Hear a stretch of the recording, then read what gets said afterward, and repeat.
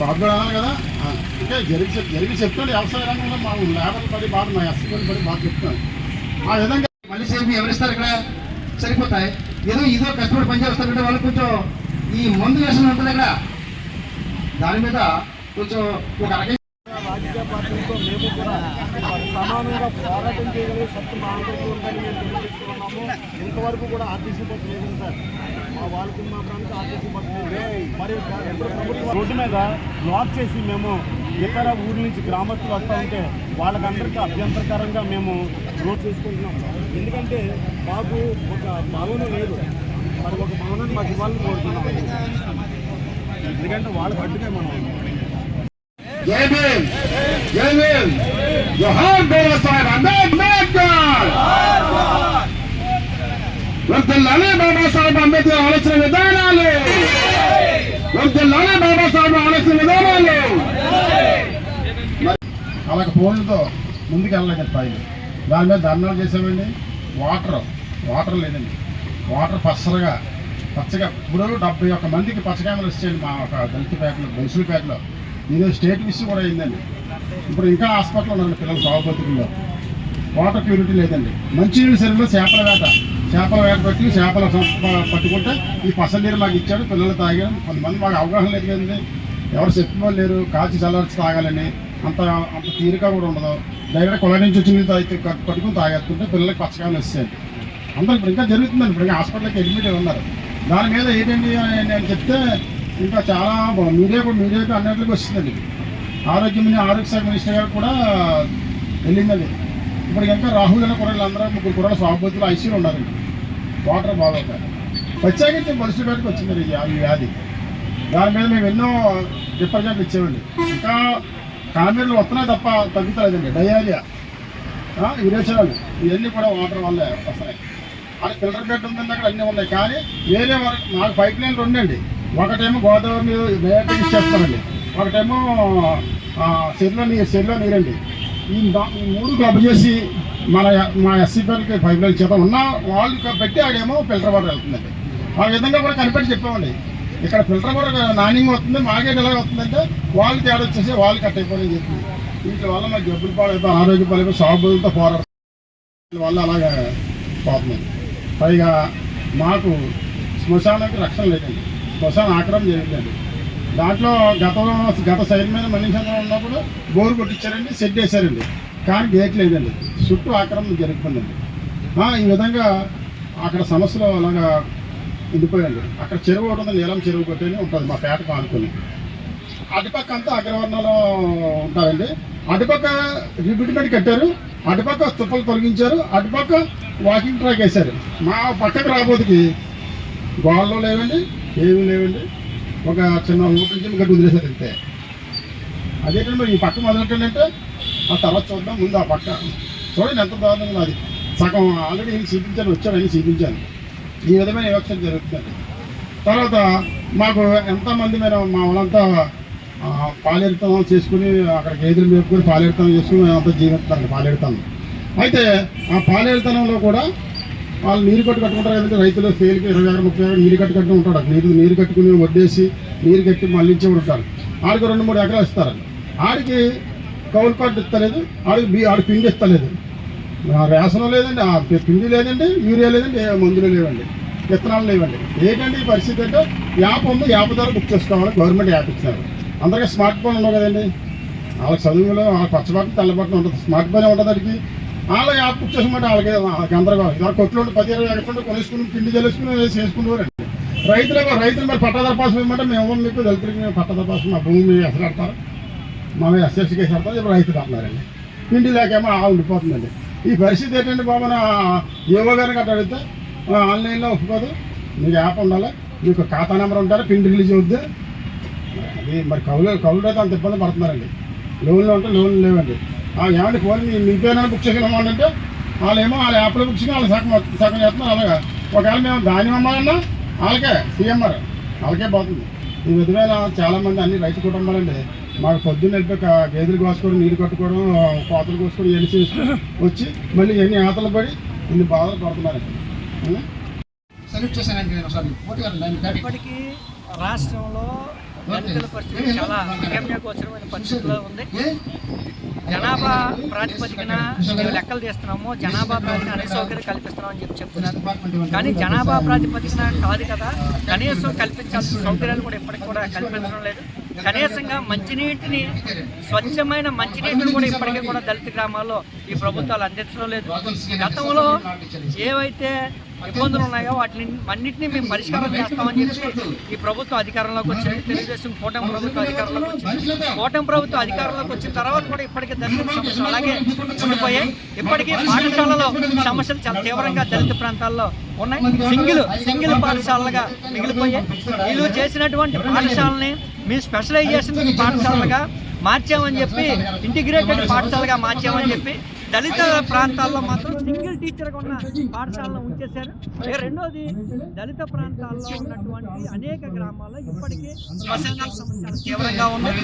SC ST sub plan చట్టం ప్రకారంగా చెప్పింది ఏంటంటే ప్రభుత్వమే 2 ఎకరాలు భూమి కొనిమ్మని చెప్పింది. కానీ బతికినప్పుడు ఎలాగో ఇలా ఎవరికి కూడా స్వేచ్ఛ లేదు, ఆనందంగా లేదు. కానీ చనిపోయిన తర్వాత కూడా ఆనందంగా ఉందామంటే అలాంటి సౌకర్యం కూడా ఈ రోజు లేని పరిస్థితి కనబడుతుంది. అందుకని అంతేకాదు, దళితుల మీద, దళిత మహిళల మీద ఈరోజు అనేక తీవ్రమైన వివక్షత కొనసాగుతుంది. కళాశాలలో కావచ్చు, అనేక మంది మీద దాడులు జరుగుతున్నాయి. రాష్ట్రంలో అనేక దాడులు బయటకు వచ్చాయి. కానీ దళిత హోమ్ మినిస్టర్ గారు కూడా ఈ రాష్ట్రంలో ఉన్నారు. ఆ సమస్యలు కూడా పరిష్కారం చేయడానికి ముందుకు రావాలని చెప్పి కోరుతా ఉన్నాం. మన నియోజకవర్గంలో, మన జిల్లాలో, కాకినాడ జిల్లాలో ఉప ముఖ్యమంత్రిగా పవన్ కళ్యాణ్ గారు ఉన్నారు. అనేక మంది ఎమ్మెల్యేలు ఉన్నారు. ఈ రాష్ట్రాన్ని ప్రాతినిధ్యం వహిస్తున్నటువంటి నాయకులు ఉన్నారు. కానీ ఈ ప్రాంతంలో ఉన్నటువంటి సమస్యల పరిష్కారంలో మాత్రం చొరవ చూపడం లేదు. దళితుల సమస్యలు పరిష్కారం చేయాలని చెప్పి కోరుతూ ఈరోజు జరుగుతున్నటువంటి సామాజిక శంకారావులు అనేక సమస్యలు ఈరోజు కలెక్టర్ గారి దృష్టికి తీసుకెళ్ళడం. పేరు డి క్రాంతి కుమార్, సిఐటి జిల్లా. ఈ దేశాన్ని పొదుపు చేయడం కోసం, ఈ దేశంలో ఉన్నటువంటి ప్రజల సౌఖ్యం కోసం 2000 నోటు ముద్రించారని చెప్పారు. మరి ఏమైనట్టది?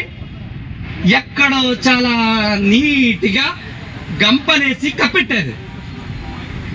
మడతలు నగలగకుండా రేపు రాబోయే మున్సిపల్ ఎలక్షన్లకి, రేపు రాబోయే పంచాయతీ ఎలక్షన్లకి, రేపు రాబోయే కార్పొరేషన్ ఎలక్షన్లకి పంపకాలు చేయడానికి ఈజీగా ఉండడానికి ఎక్కడో పెట్టారు.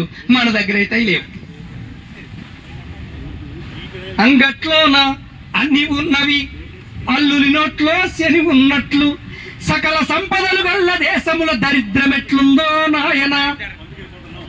నీతి కల్ల మన దేశములోన అవినీతెందుకు పెరిగిపోయరా, నిరుద్యోగులు నిరాశ చెంది ఉరితాడెందుకు బిగించుకుండ్రు, అమ్మలు అక్కలు తల్లులు సెల్లులు మానాలెందుకు అమ్ముకున్నారు. ఒక్కసారి మన గోడు అలాంటి జెండా కింద కూర్చుని మనలాంటి వాళ్ళను పిలిచి మీ బాధలేమి, మీ స్వాతంత్ర హక్కులు అనుభవిస్తున్న తీరేమిటని ఒక్కరోజున అడగమనండి. మన నుంచి వాళ్ళు పారిపోతారు. ఇక్కడ ఈ రోజుకి నేతల హరిప్రసాద్ గారు వచ్చారు, బ్రదర్ చెప్పాడు, నీళ్లు లేవు, నిజమే. శ్మశానం లేదు, నిజమే. మా అన్న కామరాజ్ అన్నయ్య మేము చదువుకున్నప్పటి నుంచి ఆదర్శమైన. నేను ఇక్కడ అంబేద్కర్ కాలేజ్ బాయ్స్ హాస్టల్లో చదివినప్పుడు అన్నయ్యలు మమ్మల్ని అవేర్నెస్ చేయడం కోసం ఏదైనా చిన్న చిన్న పోరాటాలు, ఉద్యమాలు ఉన్నప్పుడు మమ్మల్ని వాళ్ళు వచ్చి హాస్టల్లో మీ పరిస్థితులు ఎలా ఉన్నాయి, స్థితిగతులు ఎలా ఉన్నాయని అడుగుతూ ఉండేవారు. చాలా సంతోషం, వాళ్ళందరి ఇన్స్పిరేషన్తో మేము కూడా చదువుకున్నాం. కానీ మా తాతగారు కామరాజ్ అన్నయ్య గారు లాగా ఈ దేశం అభివృద్ధి చెందుతుందని మా నాన్నగారికి చెప్పారట. ఏమని? భారతదేశం అభివృద్ధి చెందుతుంది అని. ఒరే, మన దేశము అభివృద్ధి చెందుతుందని. ఏమని? అభివృద్ధి చెందుతుందని. నేను కూడా నా పిల్లలకి ఈ దేశం అభివృద్ధి చెందుతుందని చెప్పాను.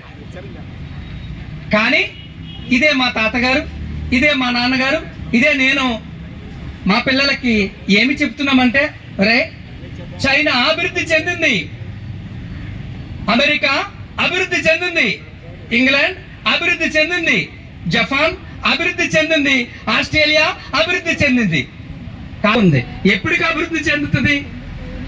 ఎప్పటికీ ఈ దేశం అభివృద్ధి చెందుతుంది, ఎప్పటికీ అభివృద్ధి చెందదు. ఎందుకంటే ఈ దేశాన్ని పరిపాలిస్తున్నటువంటి పాలకులలో నిజాయితీ లేదు, పాలకులు సరైన వాళ్ళు కాదు.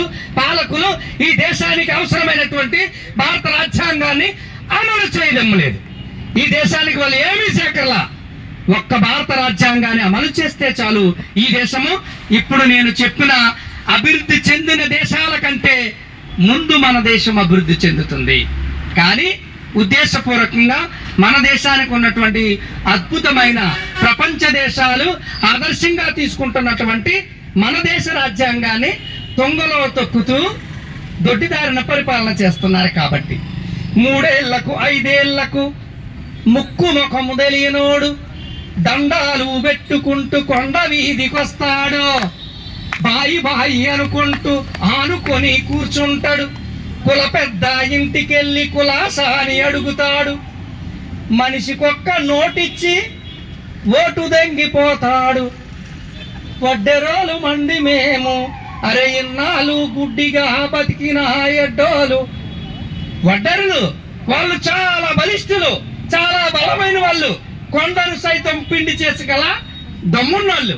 కానీ వాళ్ళు ఎక్కడున్నారు? ఇంకా చుత్తి పట్టుకుని సావనం పట్టుకుని ఊరి కావల కొండ ప్రాంతంలో తిండి లేక నీళ్లు లేక పిల్లలకు సరైనటువంటి విద్య లేక వైద్యం లేక గూడు లేక ఉన్నారు ఇంకా ఈ దేశంలో.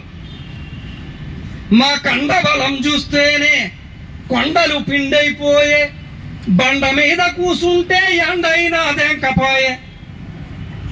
కానీ వాళ్ళకి ఈ రోజుకి కూడా ఏసీ తెలియదు, వాళ్ళకి ఈ రోజు కూడా కారు తెలియదు, వాళ్ళకి ఈ రోజు కూడా స్వేచ్ఛ తెలియదు, ఈ రోజు కూడా హక్కులు లేవు. కానీ కాలి నడక వచ్చేటోడు కాల నడక వచ్చేటోడు కార్లు మీద రాబట్టే, కాలి నడక వచ్చేటోడు కార్లు మీద రాబట్టే మా బతుకులు ఎందో గాని మాకే అర్థము కాదు. అసలు అలాంటి పరిస్థితి రావడం వల్ల ఈ దేశం శాంకనాకపోయింది. ఇందాక చెప్పాను, ఈ దేశం అభివృద్ధి చెందిందా, చెందుతుందా, చెందుతూనే ఉందా? అసలు ఎందుకు అభివృద్ధి చెందలేదు ఈ దేశం? గద్దర్ గారు చాలా చక్కగా నన్న దళితుడ ఈ దేశాన్ని నిన్నేనొద్దన్ననా. దళితుడికి అన్ని కావాలి దళితుడు, కానీ దళితుడికి అధికారం ఇవ్వడు. ఇక్కడ చంద్రబాబు గారు కూడా ఎన్నిసార్లు తిన్నా మీరు అధికారం అయితే ఇవ్వడు. ఆయన హోమ్ మినిస్టర్ కోట బాలయ్య గారు, బాలాజీ ఉన్నారు, ఆయన సోషల్ మినిస్టర్, ఆయనకి ఏమి ఇచ్చారండి? మినిస్టర్ ఉన్నారు, ఎస్సీ కూడా వచ్చారు. వీళ్ళకైనా మాట్లాడుతున్నారా? అది శంకరణ గారు ఉన్నారు, ఆయన నేను 3 సార్లు కలిసాను. చనిపోయిన బొమ్మలు కదా శంకరణ గారు. ఆయన 2 శంకరణ ఉన్నారు మా ఆంధ్రలో, పిఎస్ శంకరన్, ఎస్ఆర్ శంకరన్. వారు ఒక ఆయన బ్రాహ్మణ, ఒక ఆయన ఎస్సీ. తమిళనాడు కేరళ చెందిన ఆయన శంకరన్, పిఎస్ శంకరన్, ఆయన ఎస్సీ. ఆయన ఎస్ఆర్ శంకరన్ గారు ఈయన బొమ్మల